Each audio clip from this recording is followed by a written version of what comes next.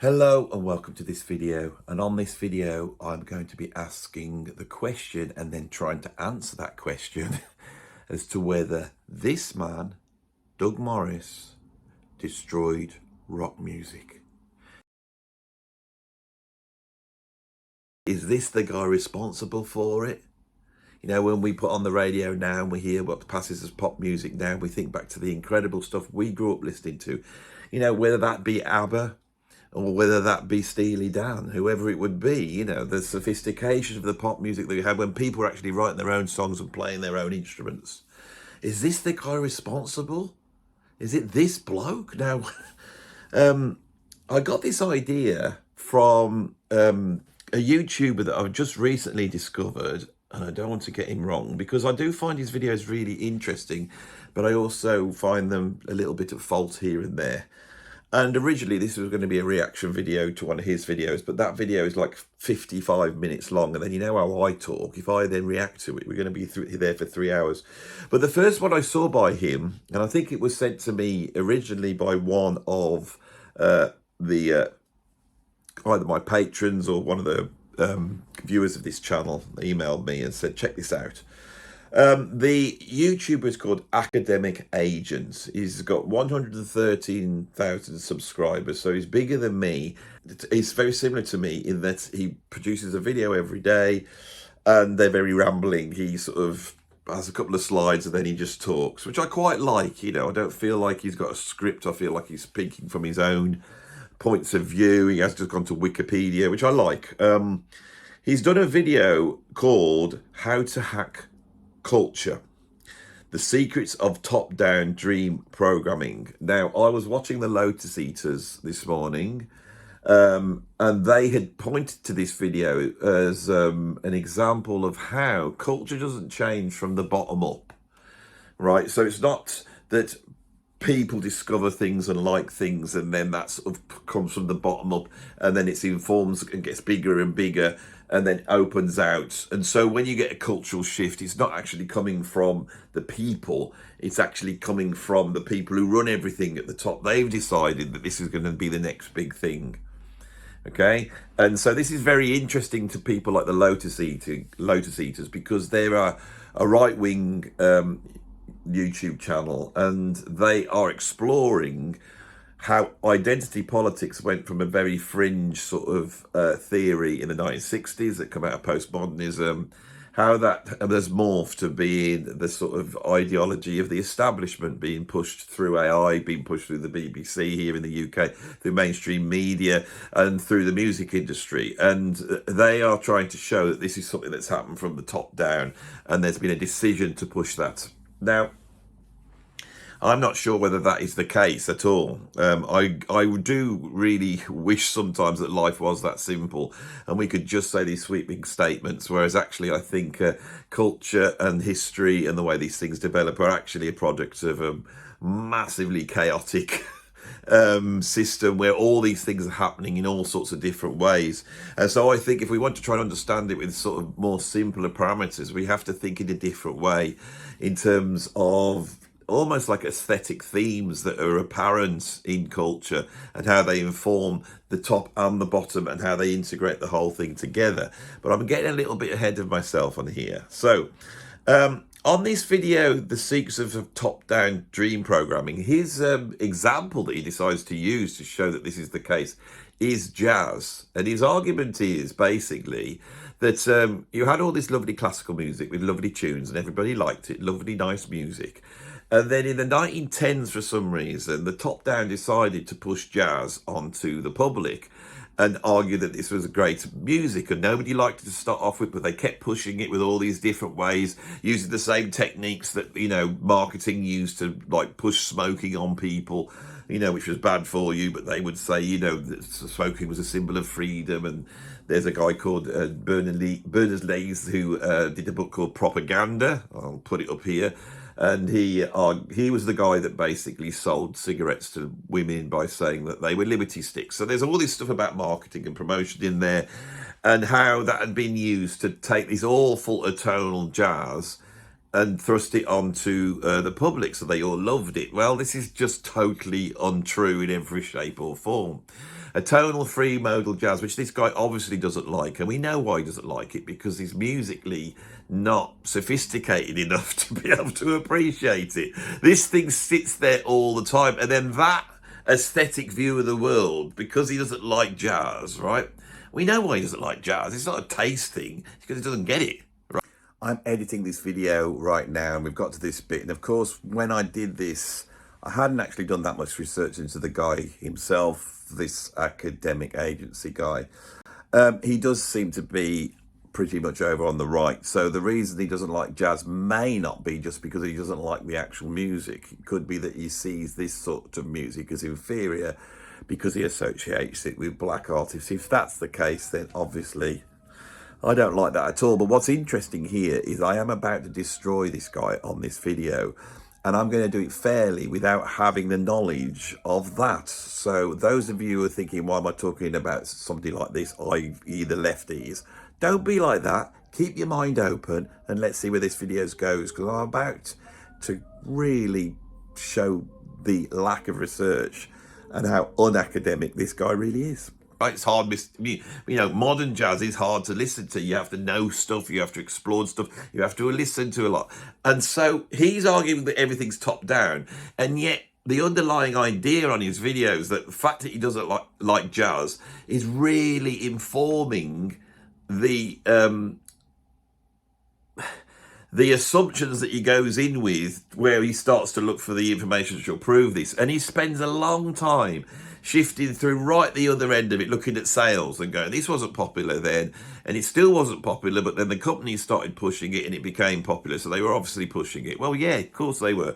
But the reason for that is much more complex than you're making out. Now, the thing with jazz is, and it's so confused, he puts a picture up at Louis Armstrong in the 1950s, when Louis Armstrong was being sent out as a sort of envoy and ambassador, to various countries, and he said this was done to combat the fact that the Russians were saying the Americans were racist. Well, it was far more than that, because Louis Armstrong had ascended to that point to be one of the biggest artists of the 20th century. He was the biggest black film star of all time at that point, and he was one of the biggest recording artists of all time. And so America has always pushed its culture out to the world to represent who they are. They've always done that. But the idea that Louis Armstrong only went out to prove America weren't racist is not the case. And actually, when Louis Armstrong went out on that, he caused a little bit of a stink by calling out the American government at that point for being racist. He did a very famous interview where he did that, and he'd been accused of being Uncle Tom by the civil rights movement. So it's far more complex than that. And then he says that the success of What a Wonderful World by Louis Armstrong was down to some sort of propaganda of still wanting to push this idea, and it was played all over the world. I don't think he understands the sort of how popular Louis Armstrong was, and how he'd done Hello Dolly. That had been a huge hit record, and it's a pop song basically, Hello Dolly is. He'd done the 1969 On Her Majesty's Secret Service, We've Got All the Time in the World, and he's suddenly come back into the charts, not because of propaganda, but because the guy was a genius. He's one of the few musicians to have had a career that long and started at the beginning of jazz in 1920 and was still having #1 records in 1970. And for me, it would be such a crime to just think this is because they were pushing him because he was a black jazz musician. He was a genius.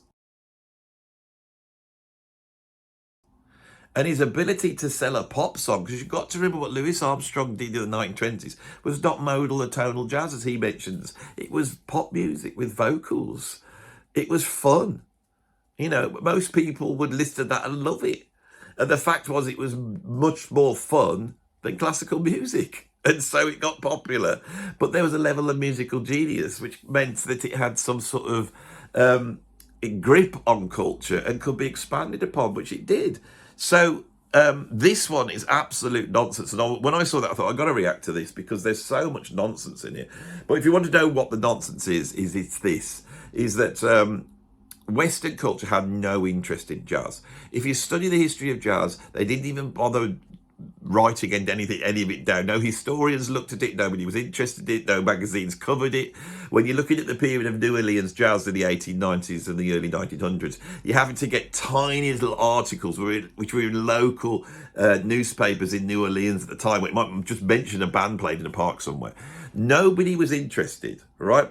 The original Dixieland jazz band end up in New York at the time, and they've got this jazz tune which nobody's interested, nobody likes, nobody cares about jazz, but they're making animal sounds. And so the label that signed them and put that record out as a novelty record. It was supposed to be something funny. There's Klingons on the starboard bow, starboard bow, starboard bow. Right?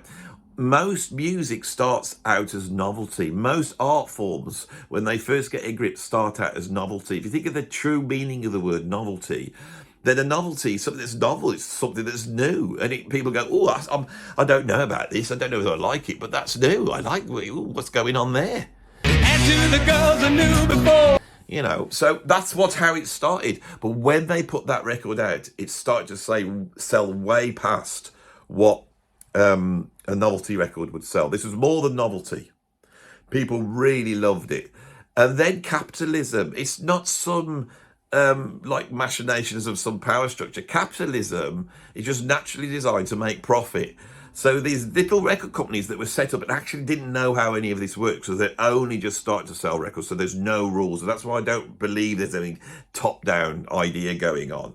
They go, right, so just put those records out. And because there's geniuses there, this is the thing. If you've got a novelty, but there's geniuses making the novelty, they go, oh, well, do you want this? And Louis Armstrong steps into that space. Or do you want this? I could do this. I could do that. And these records become huge. Now, while these records are selling back in the 1920s, Buddy Bolden, who has now become the guy that everyone says invented jazz, which I don't believe he did, but that's the guy they said he did. He was languishing in a lunatic asylum at that point. And he died in 1932. Think about this, 1932, nobody bothered to go and interview him or talk to him. Why? Because nobody had an interest in what it was. There was no idea of pushing jazz because nobody thought this meant anything whatsoever. The evidence is in your face. It wasn't until the 1930s when people outside of America, mainly the French, started to take this music seriously. Monsieur, you're really spoiling us. That people start to go, well, shall we find out about it? And this is where you get the John and Alan Lomaxes going into prisons and discovering Leadbelly and all these sorts of, John Hammond going out and searching out certain artists. It took and this is the truth of every single art form. So his top-down idea is not the case. It's not top-down. What it is it's bottom-up, then top-down, right? And that's the way it is right now. The video I then watched, which I found much more interesting, came out 3 days ago as I'm filming this. It's called Why Hip Hop Suddenly Took Over Rock Music. Okay, I watched this. Now, this guy who knows nothing about jazz and should never have spoken on it because there's too much detail there. He grew up as a music fan in the 90s. He still doesn't know much about music, but obviously he liked the music then. So he's spoken and actually offered some of his sort of punter viewpoint. So he's going, well, I had Jagged Little Pill by Alanis Morissette, so I can remember that was a big album. But I also had Dr. Dre's album. That was a good album. And so he starts to bring in his own opinion on it without really understanding how we got to the 90s and how hip-hop ended up in the place it was. Now, fundamentally, I believe he's right. With this one, I believe that, as he says, it's so funny because with jazz, he gets it totally wrong. Because the story of hip-hop is much more widely known, he grudgingly says, well, yeah, of course, hip-hop developed on the street. It wasn't a business thing, which it wasn't. It was completely created by people on the street, as is every single art form, as is every single new craze. It's created by people. It's not a top-down thing. And the top-downers don't want to know. Right? And the reason why the top downers don't want to know is because they are just there to make money. It's just a capitalist company trying to make money. Now, this is something that's never been said in any of these videos, which I'm now going to tell you. They did a number of experiments to see how people listen to music. And what's interesting is when you hear a piece of music, you don't just react to it. The first thing you do is you analyse it. Your brain goes, what's this that I'm listening to? okay? And your brain has to do this. If you are sat in, an office somewhere and the fire alarm suddenly comes up, it's not a good survival thing for you to then jump up and start raving to it. I'm sure with the right amount of substances that could happen, but on the most cases, as soon as you hear that, you go, that's not a tune, that's a fire alarm. Because we have some sort of qualitative analysis of all sounds that are coming in. Now, the reason we have these predominantly is to be able to hunt, and to be able to find food or get food, to be able to gather things. And it's also more important with our ears that they're to recognize threat. So in a human being that's involved by us, I've got my eyes at the front, as of all of you, and so that is designed to give a stereoscopic vision, so we can see something, we see how far away it is, and we can align our face to look straight at it, right? Now, cats who were looking for mice, they're also using their ears, aren't they? So they got their ears like that. They can actually move their ears around, and they've got like these cups at the back. So that is really, they are really focused on trying to get stuff. But for us human beings, we have this sort of stereoscopic, we haven't got ears like this, Well, some people have, but hopefully you've got lovely, nice flat ears like me, Not like but members of the royal family, obviously that's all that fox hunting they've been doing. Don't go off subject and get silly, Andy. Right, so where were we? Yeah, so our ears are designed to be able to hear behind us, to the side of us. And so they really are threat detectors.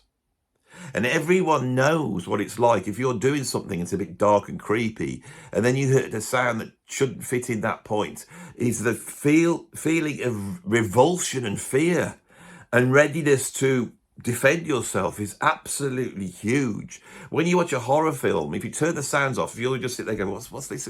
It's the sounds that are doing it. It's these ideas that there's something, and if they use it visually, it's usually off center, so you go, something going on there, where is it? Oh, it's gone. I'm sure there was something there. Now I haven't been able to analyse it to see if it was scary. Right, so when we listen to music, and this is the fundamental thing you have to understand if you work in music, if you put music out, to understand how the record industry works. So this is the fundamental aspect of music here. When you listen to music, the first thing you do is you analyse it for threat. And the first thing you do, you go, can this kill me? And you go, oh no, it won't kill me. This is music. Okay, so what use is this to me? I can't see anything. I like this music already. And what you do is you take the music you already like and you measure it against that. Okay, so you go, I like this. And that is why when you play someone a new piece of music they've never heard before, they will go, listen to it. They'll never go, oh, I love this. Just close their eyes, ever. Right, they will just sit there, listen to it. Yeah, they don't want to listen. You can tell they don't want to listen to it. Can I put my track on? No, just listen to it. You'll really like it. Okay, so they sit there listening to it. Then they go, yeah, it sounds a little bit like Jamiroquai, or it sounds a little bit like Guns N' Roses. And what they will do is they will analyse it, and they can't help but say what it's like, so they can box it up. Once they've boxed it up, they decide whether they're going to send it to their pleasure centres. So the analytical threat centres have it first, right? And your threat centres go, well, we don't want any of this, we don't want any of this. Once it's passed through that doorway, right, and then the break, oh, okay, I like this, send it to the pleasure centres. And you see people go, oh, I love this song. And they actually do this. And then you can see them preparing themselves to love it.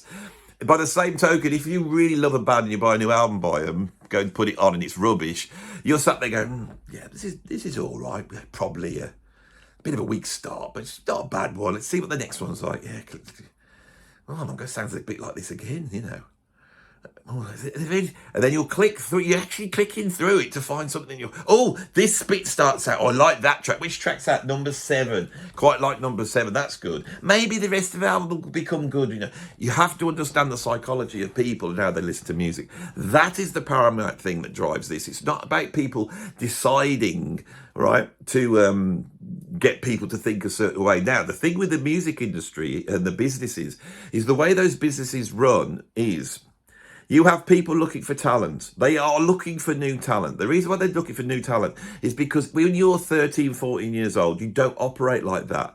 13 and 14 years that will hear music and they are trying to find themselves. They're also conforming to what their friends like, and they are open to take something new on. And so the way the music industry is you've got A&R who find new artists. They stick those into the bottom. The kids like them. They then get a habit of them liking those artists, and then they go up all the way through there. And once they're like 20, they don't like anything else, and then they die. And so to keep the industry going, you've got to keep sticking new stuff in. But the whole industry is based upon this bit where you're just basically pushing the same artists on people. You know, so if you are the Rolling Stones, they can still be signed. They will still make money because they know that their audience is still there, and there's a certain amount of them that will go and buy the next thing. Plus, they can make money off the huge back catalogue. That's very important as well. So when the Rolling Stones audience has died, and when the people that they were able to shuffle into a little bit younger that has died, the Rolling Stones will become completely unknown to culture. The speed at which that happens is really interesting. But if you go back to the great artists of the 1930s, like Rudy Vallee, you know, those type of artists, Ivan Novello, the songwriter at that time. If you looked at the big selling artists in the 1920s, it was outselling Louis Armstrong's, Billie Holiday's and all that lot. Bessie Smith's, we wouldn't know who they are anymore. Because once the capture that they've got for that artist, which is what an artist is, it captures an audience, and then the record company goes, great, just now keep them going, bang out the next album. The record company would put out a new Joni Mitchell album tomorrow, even though she can't sing anymore. They will do it tomorrow. But the brilliant singer and brilliant songwriter that's unknown, they got to take a risk on that. You've got to understand the risk as well. So the record company works like this. You've got A&R trying to find new stuff. That gets shuffled in and then it goes up through the top like that. And then the rest of the industry is to support those people that are on their way up or up the stuff, and they've got their sort of legacy catalogue.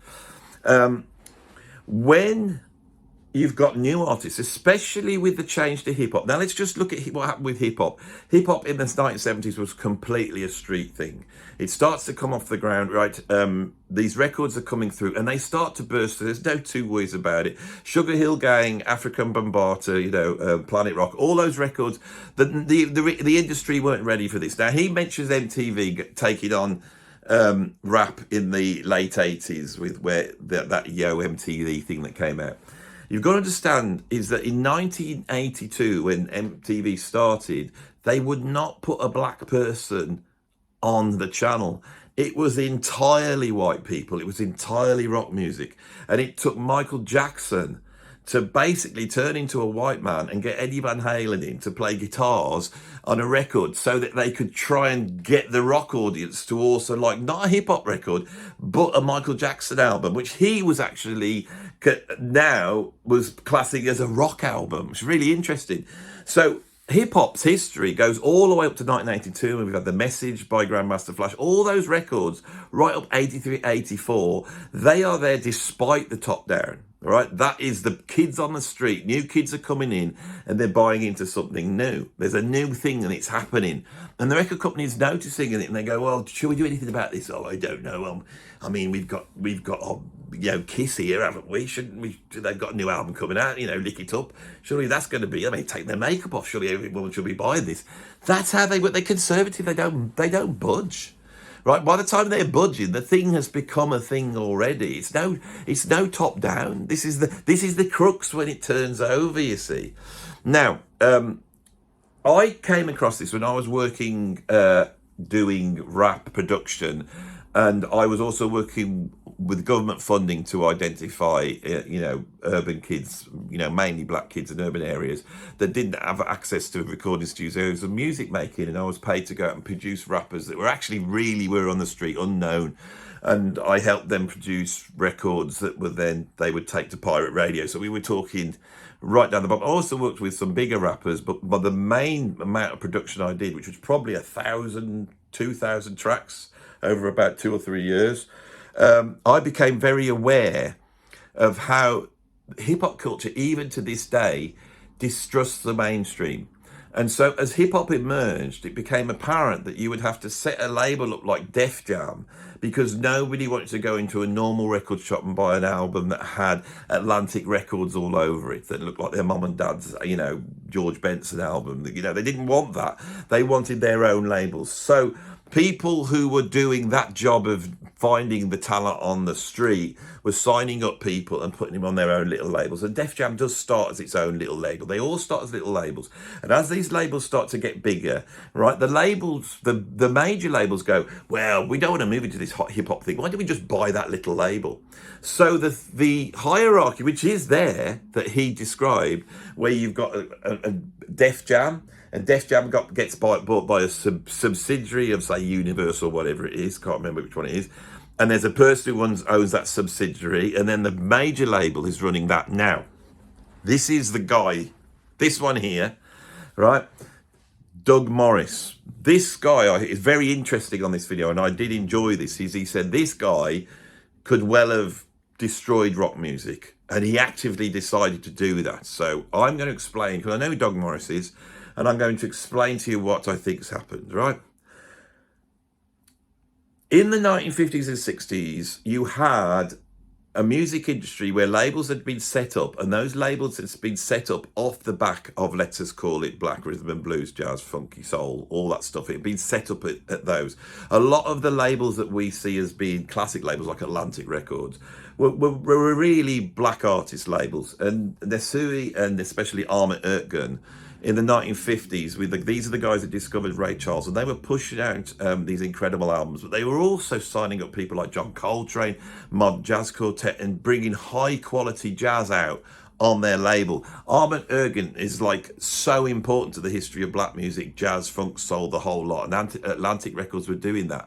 Now, these guys have started off selling records at the back of their van. You know, they were like going to small little labels, you know, taking a whole bunch of what we probably called race records back then and taking them out and selling them. That grows into Atlantic Records, right? I believe they were Immigrants. That might have, the pennies just dropped. I wonder if why they called that it's Atlantic Records, because they come over the Atlantic, and a lot of people who understood black rhythm and blues and jazz and all these American, you know, music forms that had emerged were actually outside America. It's quite interesting.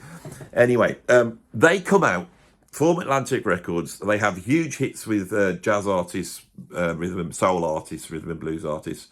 And then this underground thing starts to happen in America. Now, this sort of starts in the UK with the underground theme that starts to happen here, where guitarists are listening to blues and jazz, plugging in their electric guitars through a Marshall amp, distorting it, and they're starting to do all this, what we could call rock music. And over in the States, you've got that whole San Francisco hippie thing going on. You've got the Doors, you've got Love, you've got all that. So that starts to, you know, that's burgeoning. Now, if we go back to that, there is a black producer called Tom Wilson, absolute genius, this guy, who was producing jazz, Cecil Taylor Coltrane. He was producing folk, people like Bob Dylan, and he was producing like burgeoning rock music. He actually signed Frank Zappa. He pulls all these things together. So one of the things I dislike about this guy is because he doesn't understand it. He doesn't understand how jazz, soul, and funk, you know, American music. Now, some of you will go, I thought you don't like calling it black music. I will happily call it black music because I know what you know it means, and you know what I know it means. I question that because I believe that music is not, it's the record companies that create these divisions, right? The musicians and the audience aren't like that. When I was working in the early days in rap music in the early late 90s, all the rappers who were really good were listening to rock music, Beatles, you know, classical music. Musicians aren't like that. It's a product of, you know, I'm not being a racist. I'm being the opposite, I believe, in saying that, you know, musicians are open. We're open to stuff. And so this thing's going on in the 60s anyway. I just wanted to give a caveat to that, you know. Because the reason I'm drawing attention to the black music and white music, because it's key here, because this divide is a description of, we got rock music, which could be white music. We got hip hop, that's black music, and they've sort of pushed that. And it's not like, I just don't think that that's the case at all. I think that's wrong, and I actually think it's a little bit racist to think that. So Atlantic Records, yes, use them as an example, as the reason why I'm using them. Atlantic Records, these guys, Ahmet Ertegun, Desui Ertegun, halfway through after doing all this, they decide to take a risk on rock music. And they sign up Led Zeppelin in 1969. Led Zeppelin were a British band. Jimmy Page has recorded the album. He goes out to America. He takes it to the labels with Peter Grant. And Zeppelin, those guys were so grateful to Armand Ertgen for signing them and giving them that chance and giving them that sort of the knowledge and the push that had been previously used for people like James Brown or Otis Redding or all those incredible artists. That American push is what made Led Zeppelin so huge. And this gratitude was so great that in 2008, Led Zeppelin actually reformed. Everyone forgets this. They reformed to pay tribute to Armand Ertgen, who they were eternally indebted to. And in the music industry, the Ertgen brothers, especially Armand Ertgen, we are totally indebted to him then signing the likes of Led Zeppelin and being able to give it a push which the other labels couldn't do. And that really enabled rock music. The success of Led Zeppelin came from that. When I was playing with Robert Plant back in the old days, Robert was continually in gratitude and love for Armand Ertgen, that he was so important. So when we look at this guy Doug Morris, right? Who's Doug Morris? Well, Doug Morris was born in 1938, and so he was, by the 1950s, an adult. You know, he was 20 in 1958, and he's a musician. This is one thing you'll notice has gone from the music industry.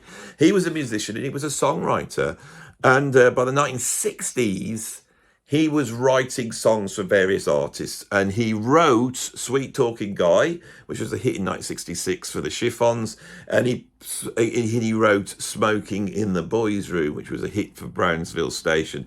This guy is a little bit like in the tradition of an Armand Ertgen. He is a champion of American black music. You can see that by looking at his resume. Not totally, but he's come from that, and he eventually ends up, right, forming his own label, Big Tree Records, which is acquired by Atlantic Records, and he takes over in 1990 from Armand Ertgen. So for me, this Doug Morris is working in the tradition of Atlantic Records, okay?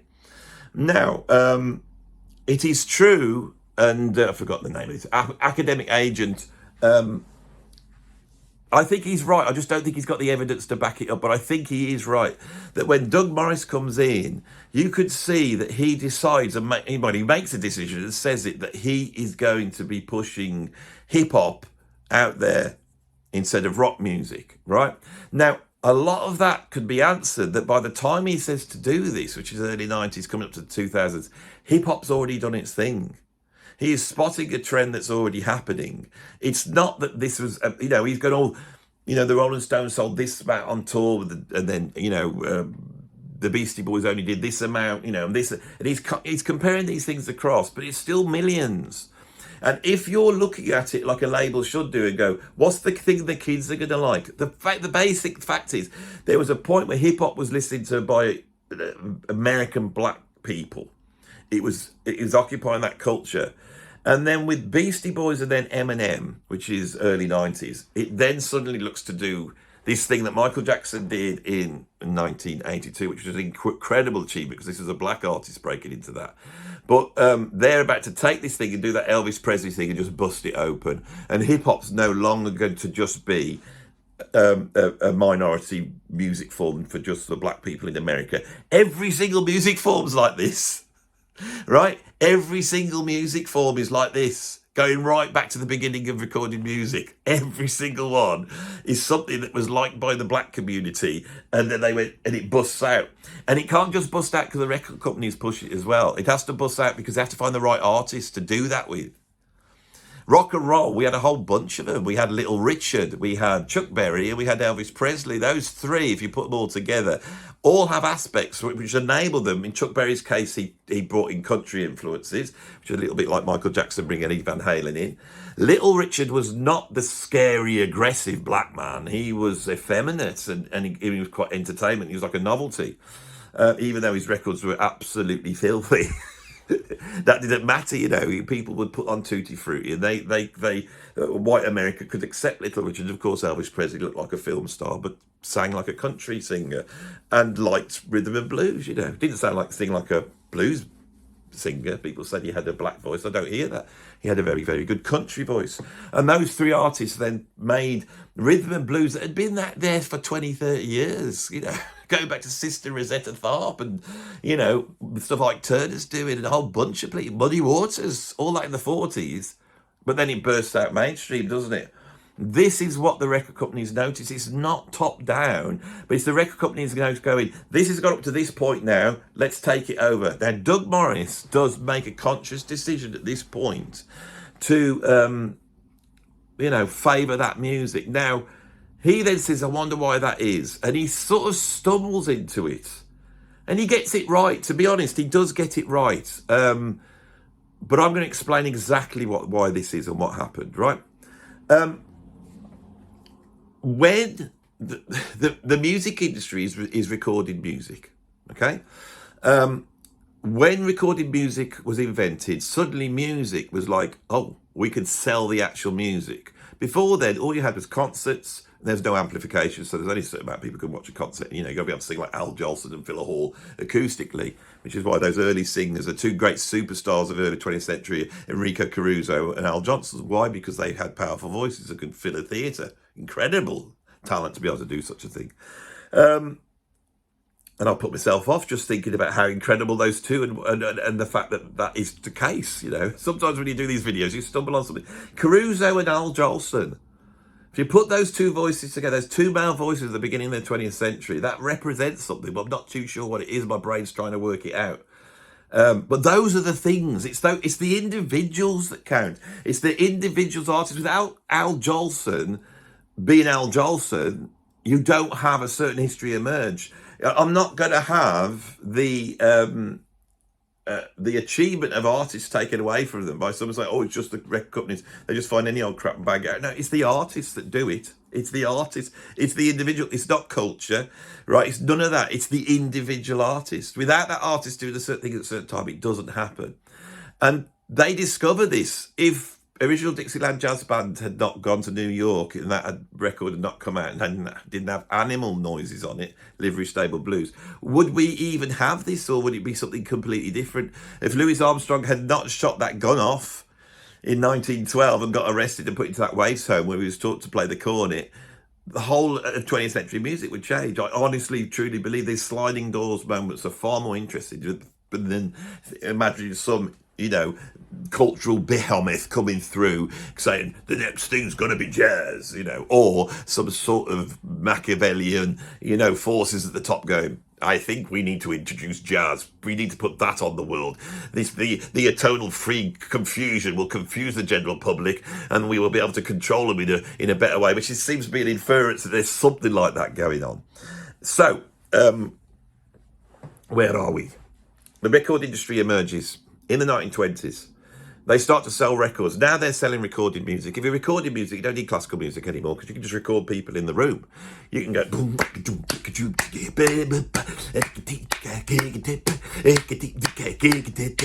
And that, at a certain time, was enough for people to go, oh, I like that. That's better than Bach. It is.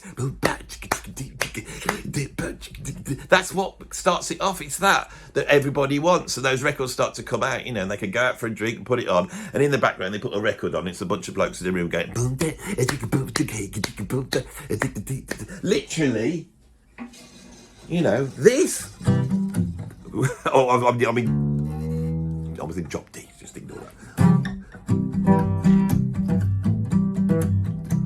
But train comes into town, drumming on well. I'm on the music, come on down, come on down, man, oh, but then that is basically what it is, and that is like a revolution at the time. And you think, well, anyone could do that, but they can't because they have to do it. It's all right saying you could do it, but you haven't done it, you see. And this starts to sell loads of records, way more than classicals are going to do, because people like it more, right? That's the bottom line, right? And so the record companies start to go out and look for it. Now, what the record companies want is they want the biggest profit for the littlest outlay and bother, right? And so they want it to work like a Henry Ford factory, because that's what a Henry Ford factory is in terms of making cars. You want a production line. And so what they want is they want the artist, cool, handsome, doesn't even really matter if they can sing, as long as when you put a photograph of them, because it's the visuals that's going to sell the records to start off. Always is, always has been. It's the photograph of someone in the magazine. Oh, who's this? Jumping Juniper. Who's that? Oh, they look cool. That's it. And you remember that. So when it comes on the radio, oh, that was that cool looking person. So you have the pop star at the front, right? You have the songwriter writing their songs, and that's someone going, what will the people like? What will the people like? They're writing the song for them. You have the people in the recording studio, they're recording it, and they go, how can we make the vibe of this come across on a record? What do we need to do? Where do we put the mics? And also, how can we manage this person so that they come up with the goods? We need to do that. So they got the record companies, then you got the photographers, then you got the people who write their biography, then the people that got to dress them, and then they got to go out on tour, so you've got to take them out, and you've got to put them out, and all this entourage. And the way to do that is like Henry Ford, you have it in a factory process, right? And that's how it starts out. The 1930s, the 1940s, the 1950s, all the way through those decades, it's that Henry Ford model of making music. And jazz is brilliant for this, because jazz eventually comes up with the swinging big band, which basically is pop music. In the 1930s, people like Glenn Miller are now selling 1 million records. That had never happened. And the industry start going, whoa, we can sell 1 million records as opposed to 20,000. They change because of this. They want that. And the big bands are like a factory with a writer and arranger, someone up front that runs it, a singer that gives you that sort of charismatic thing. And when you start putting singers in the 30s into the big bands, you have popular music.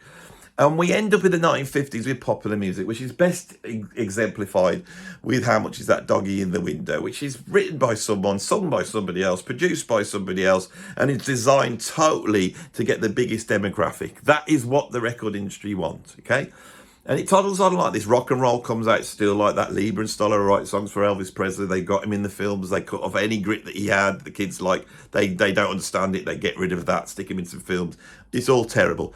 Then a generation grows up and becomes adult in the 1960s, and they've grown up after the war, and they've got enough money, they've got enough free time, they've got enough stability to look at the sort of Western capitalist system that they're in and go, don't want to be like my mum and dad.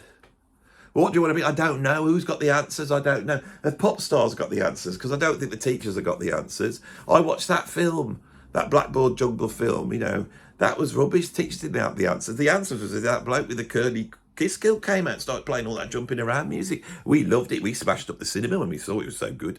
Who might have the answers? Maybe black people have got the answers. Maybe gay people have got the answers. Maybe Jewish people have got the answers. Maybe gay people have got the answers. Maybe women have got the answers.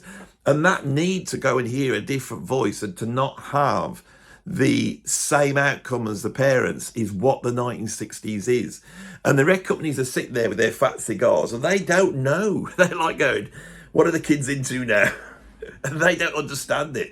And this is why in the 1960s you get so much stuff signed, which is completely bizarre.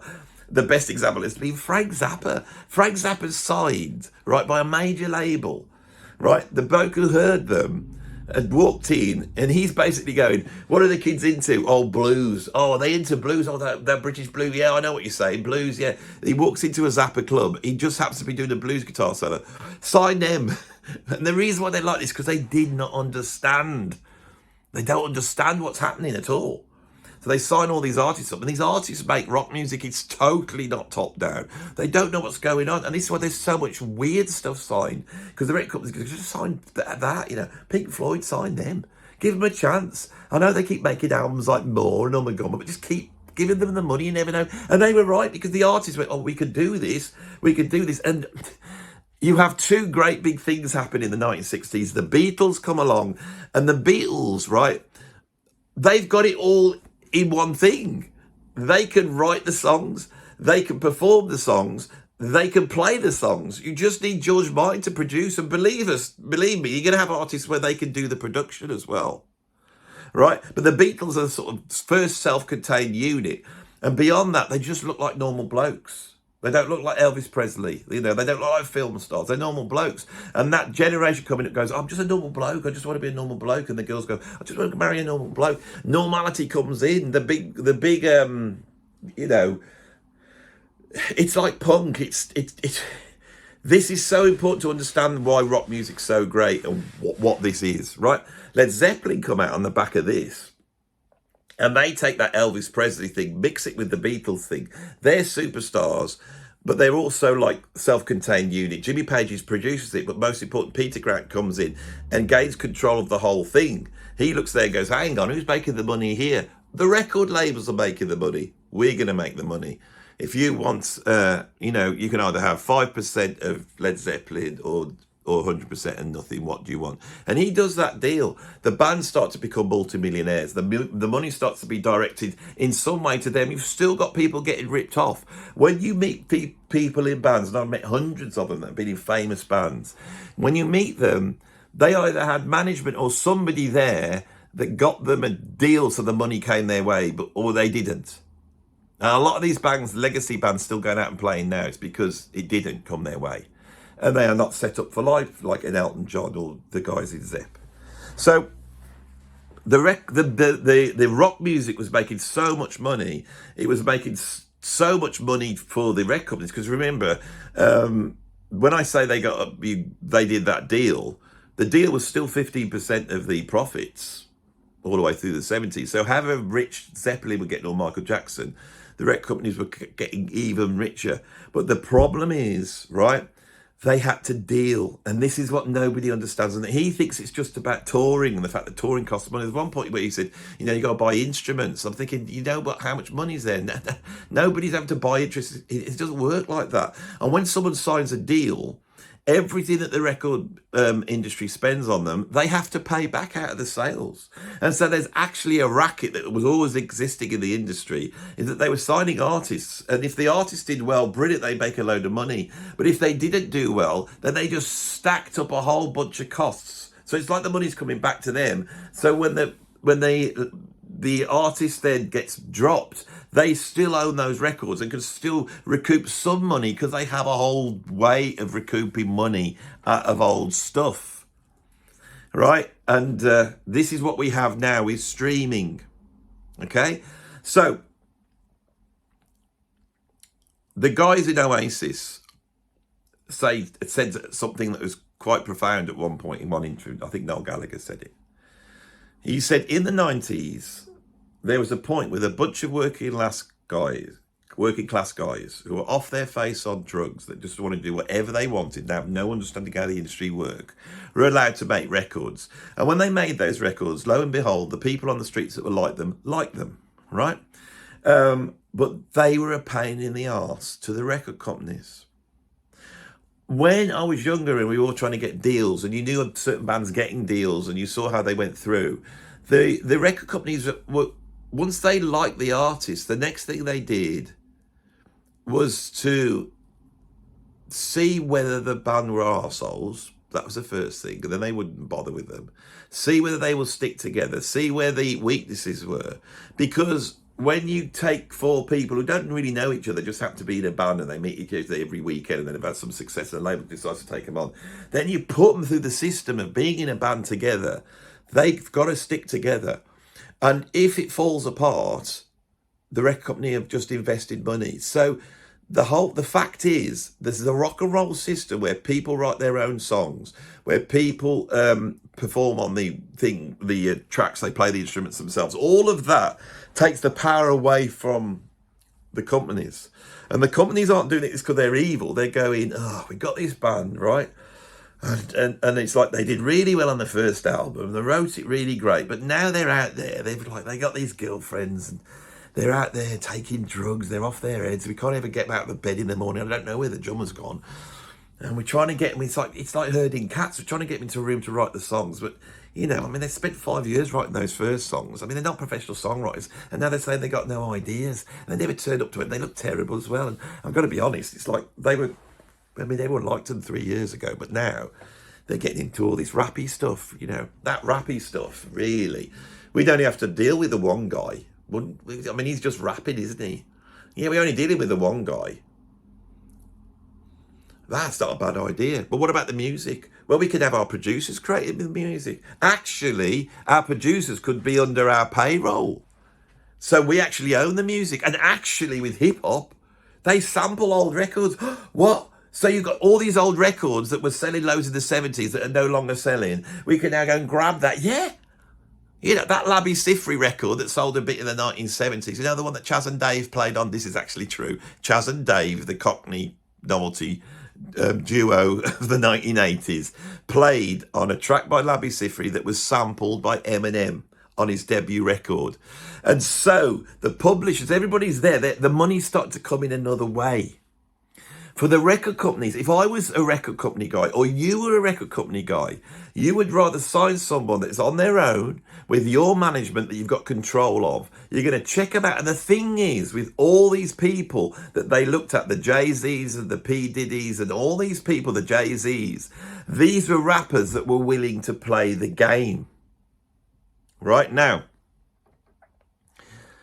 old Doug Morris, he left. And he's been replaced by a guy called, believe it or not, Sir Lucian Charles Grange. That's the guy that's taken over Universal Records, right? I don't know why he's a knight. I just clicked on it. I thought I'll just keep his name up, and I'm actually looking. Sir Lucian Charles Grange, CBE. Right, he is now the head of Universal. He did not start off as a songwriter. I don't know whether he's got any actual musical ability whatsoever. Right, but he succeeded Doug Morris in Tarzan, and I think he started off working for EMI, and I think so. It's interesting. This guy. Was born in London with a British guy. I didn't know about this guy until I just looked at it. So he is coming, and last year, Lucian Grange was named. I'm going to read it out from Wikipedia because I don't want to get in trouble. This is what Wikipedia says. I'm not saying it's my opinion. In 2024, Lucian Grange was named in a lawsuit concerning the alleged misconduct of others at events hosted by Sean Diddy Coombs. The Universal Music Group and Grange strongly denied any wrongdoing, describing their involvement in the claims as offensively false. Now, it could well be false, but the fact is that the P. Diddy's and the Jay-Z's and all these guys are playing the game. Right, they're totally playing. You can see that there's no reason why Sir Lucian Grange, CBE, is going to go to a P. Diddy party if we're not talking about a certain elite that is existing. Now, when you drill down to that elite, this is a completely different video, and I don't want to really do it. I'd love to do it really, but I'm too scared to do it. If you drill down into that, right into the middle of it, you know, I'm sure the central heart of what P. Diddy was doing was something absolutely awful. But this guy is on the outside. So it's almost like whereas real creative, because P. Diddy is not a creative person. He doesn't look great. He can't rap. He's just happened to be there, and he was able to promote himself up into position because he played the game. People who are creative tend to be nuts. They tend to not be that well organised. They tend to not care about this stuff so much, and they are hard to wrangle. You know, and when they're put under the pressure that the industry wants to put them under, which is really taking away your the authorship of yourself, right? The record companies, they just, you have to understand that the system is like this. Novelty things come out, the record companies can sell that to young people, they can then get people buying into that brand, and then they can keep them there for as long as possible. That's what the industry, they only care about money. They're not there to do anything else, right? They'll develop talents. They'll sometimes seem quite kind because some of them are aware that that is the heart of what they do. It's an esoteric heart of this. But the corruption that lies at the centre of great wealth has always been there since the beginning of time. You know, the victors who, you know, took over cities in medieval time and had their awful way with the inhabitants in all sorts of horrendous and terrible ways. This has always been the way there is. The power, it usually has at the heart of it really horrible things. Creative people aren't like that. They're completely different. Once they're whipped up into that world, and those two things don't work. And so many of them go off the rails. Many of them go, you know, put their heels in and go, I don't want to do it. I'm not going to do it. And many of them end up dying because of this. This is why so many of them are dead. When you look at the great artists, all have died, you know, if not young, then younger than they should. Even people like George Michael, Prince, Michael Jackson, the three biggest artists I could just think of all, ended up dying prematurely. This is what the industry is. There was, in the 1960s and the 1970s, up to, I would say, Live Aid, and I've done a video on Live Aid where I think that's where the change happens. The record companies didn't really understand what was going on, and the artists had more of a say, and the managers they had were on the side of the artists, and for a while the deal went their way. Now, the music industry is crap now. It just may as well not be there. Okay, these big record companies are making money because they own catalogues. They're going up to people who are like 80 years old. They go, oh, sell us your catalogue, will you? Bob Dylan, could you sell us your catalogue? The reason why I'm buying up catalogues for millions is because over the next 100 years, they're just going to bang it into films. They know how the internet's going to work, and they assume that the copyright that's on the internet is going to be able to make them earn money. If this video makes any money at all, if I just put a snippet of one song, just 30 seconds of any song, the record company have got the whole of this video. So that's where they see the money as being. They are trading on stuff from the past. Spotify makes the record companies money because they just stick all their catalogues, and even artists that nobody listens to, they've only got 1,000 listeners that they signed up, they're bought and paid for. And so that little trickle of money over a vast amount of artists brings in revenue for them, and that's all they're in. Right, the real music making is happening now on the internet, but the whole thing's shifted because the sort of general cultural power of music that emerged in the 1920s when they started to record jazz has now closed its doors. I make music. I've got a Bandcamp. If you look down there, you could go become a subscriber on my Bandcamp. I've got 50 albums there. You know, there's probably a handful of people who listen to my records, and I'm really proud that they listen to my own stuff. My own stuff is much more experimental and way out, and much more, I think, creative than the stuff I did for labels, because I can do whatever I want to do. And so that's there. But you're in the tens to hundreds of people that make that will be listening to this music if you're lucky. Creative music's out there, but it's gone back to what it was like before the recorded music industry came along. In that you would go down to your local tavern, and the talented guy that lived in your town would be there with his guitar singing songs about sailors and how they got venereal disease. And that's what they wanted in the 19th century with their music. Now, what do you get? You get some weird bunch of upper middle class guys who don't have to work, so they can form their own little jazz group, and they can wear trendy clothes and make some really cool jazz that you all keep telling me I've got to listen to. And they've got a Bandcamp page. When you go over there, they've got like 250 followers. That is the state of things. All right, so I hope I'm going to check out this guy. What's his name? Academic Agent. And I suggest you too. There's some amazing stuff here. And the thing is, for all his bad research and lack of knowledge of the music industry, I appreciate what he's done. And I think fundamentally in his hip hop video, he's right that this Doug Morris guy, to answer the question, he did make a decision to err on the side of hip hop. And that's what happened. And this happened in 1999. Okay, if you want to actually know. hip hop was out there, dance music was kicking off. A lot of normal people had stopped listening to rock music in the early 90s because they were going out, taking ecstasy and dancing up and down and listening to just house music. Then Nirvana came out, and Nirvana, the power of that, totally brought rock back in. It sold 30 million copies, and the rock was back on the thing. But it was a last gasp. But rock carried on then. But rock had become serious. It wasn't ever going to be the sort of entertainment that a Guns N' Roses or a Motley Crue or Van Halen were. It was all very serious. It was all very Linkin Park, wasn't it? And somewhere around this point, the industry, which had right from the 60s been trying to get back control with forming the Monkees and all that lot, and people like what's his name? Was it this Chris Morris? Is it Chris Morris? Doug Morris. I'm getting confused with Chris Morris. I have to keep looking at his name. Not Chris Morris. Not the British comedian. Doug Morris was right in terms of the business to try and get it back to that sort of studio factory model of creating music. That is much better for them.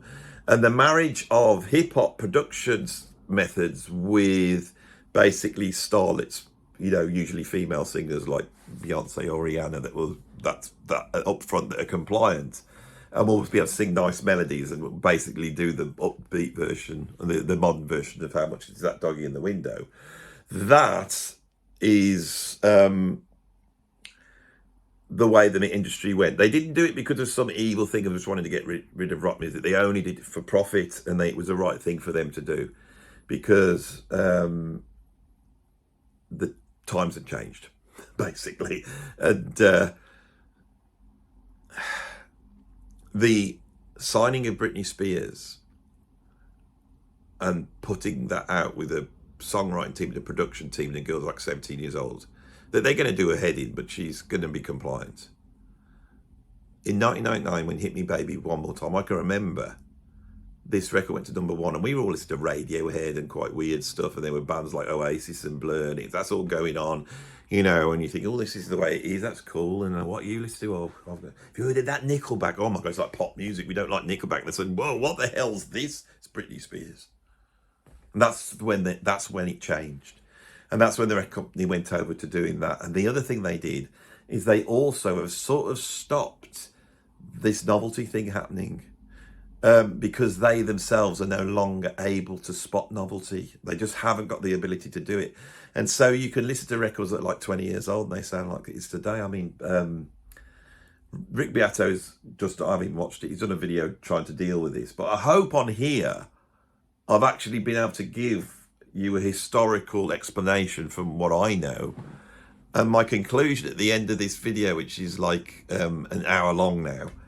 See, longer than you, academic agent, with your 55 minutes.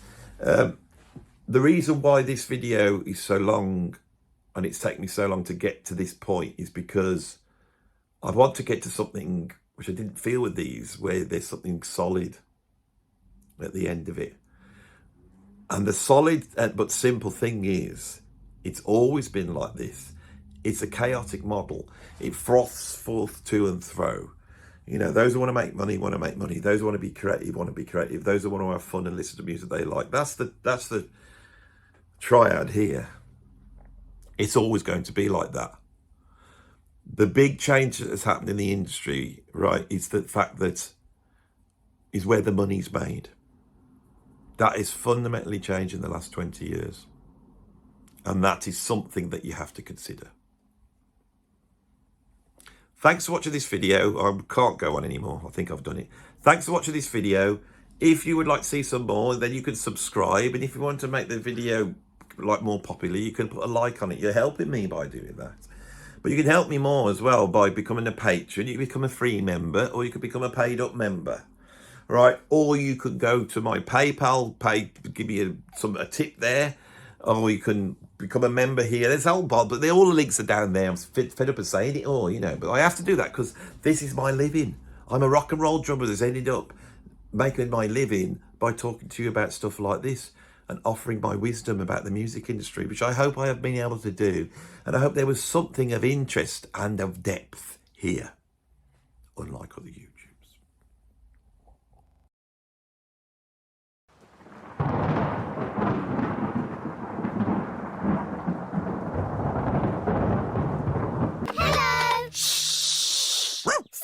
and Pepper are in a secret club. It's a shame you can't go and see a proper prog gig or a proper heavy jazz fusion gig. It's a shame you can't sit down on an afternoon, have a nice cup of tea. So you don't have to be staying up till 11, 12 o'clock at night. You know, all that rubbish you have to do. Yeah. Come out, you have to park your car, you get home, you got to work the next day, you know, Sunday afternoon.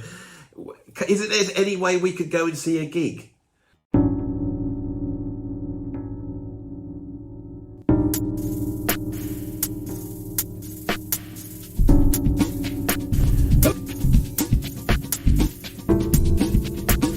While the Sunday club calls, embrace the sound of your dreams. Join up in crafting the magic. Together we're bursting the seams.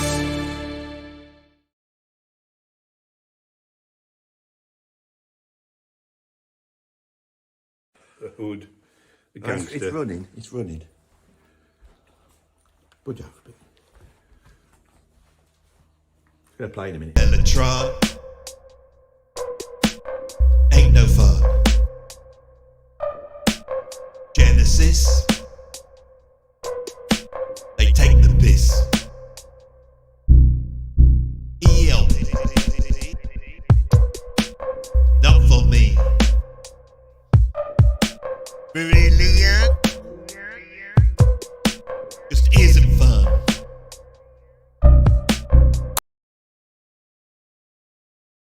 That I really know my prog, so they will listen to me when I come on and tell you that you need to become a patron. That's the easiest way of doing it. You can buy tickets online, there's all those links are up, but I think in the long term the best way to get involved in the Sunday Club is to become a patron. Free member, you can have a think about it, see what's going on, and just get yourself over there, and if you can, sign yourself up to the live stream, because I think it's going to be a very important way of opening up new avenues for progressive rock, and so that we can keep the thing alive, and that bands that would normally only be able to sell 10 tickets in any town can actually access a worldwide progressive rock audience, which could be 1,000 people. Right. This will spread the word of prog, and before we know it, it won't be dying. You know, as IQ and bloody Brion get to their last prog gasps, you know, which can't be long. It can't be long, can it? I mean, Steve Rothery's not a healthy chap, is he?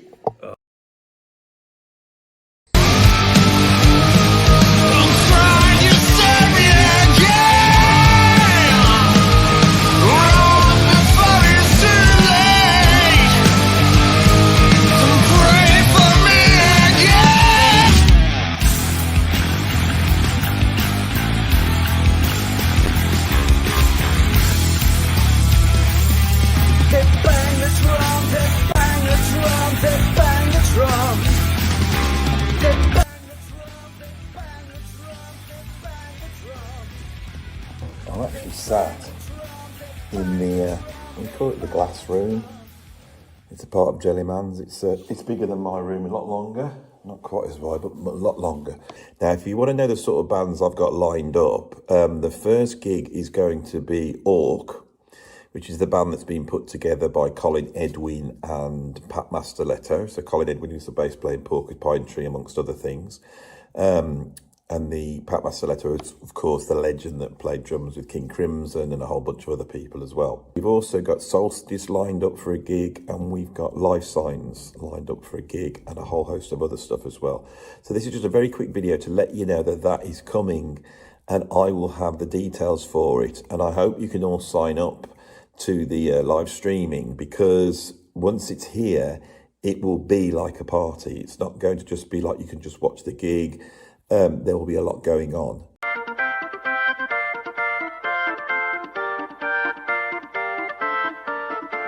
In shadows of the vinyl, we gather, we share at the Sunday club. The rhythms are where catches dancing on frets, beat echoes collide, turn the beat of our hearts, let the spirits ride. In melodies of fun and complexity's grace, we find our connection in this sacred space. While the Sunday club calls, embrace the sound of your dreams. Join up in crafting the magic. Together we're bursting Hear the whispers of legends, the stories ignite. The classics reborn under soft, flickering light. With every note swirling, hear the bubbling weed in the tapestry of sound. Believe what you put, guts of all souls. The sky up above, this is where progressive hearts gather in love. While the Sunday club calls, embrace the sound of your dreams. Join up in crafting the magic. Together we're bursting the seams.